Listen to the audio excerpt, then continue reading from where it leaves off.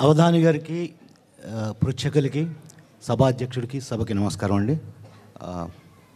నాకు ఈ అవకాశం ఇచ్చిన సిలికానాంధ్రకు కూడా నేను మొట్టమొదటిసారిగా అవధానంలో పార్టిసిపేట్ చేస్తున్నాను. సో సిలికానాంధ్రకి ధన్యవాదాలు. కుప్పించి ఎగసిన కుండలంబుల కాంతి గగన భాగం బెల్ల కప్పి కొనగా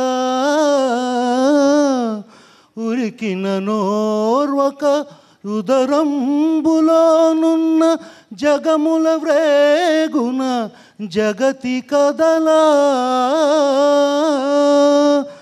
చక్రంబు చేపట్టి చనుదెంచురయమున పైనున్న పచ్చని పటముజారా నమ్మితి నాలావు నగుబాటు చేయక మన్నింపుమని క్రీడి మరల దిగువా కరికి లంఘించు సింహంబు కరణి మెరసి నేడు భీష్ముని చంపుదు నిన్ను కాతు విడుము అర్జునాయనుచు మద్విసిక వృష్టి ధరలి చనుదెంచు దేవుండు దిక్కు నాకు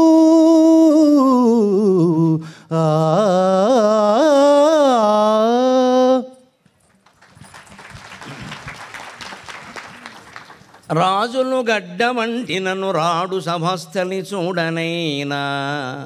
వారు చదివిన పద్యం బమ్మెర పోతన రచించిన ఆంధ్ర భాగవతంలో ప్రథమ స్కంధంలో భీష్మస్తవంలోది. పోతన గారి వ్యక్తిత్వాన్ని మనం స్మరించుకోవాలి. కవిత్వంతోనే కాకుండా వ్యక్తిత్వంతో బతికిన మహానుభావుడైన దాని గురించి సాగర ఘోషలో రాసిన పద్యం ఇది పోతన గారి గురించి.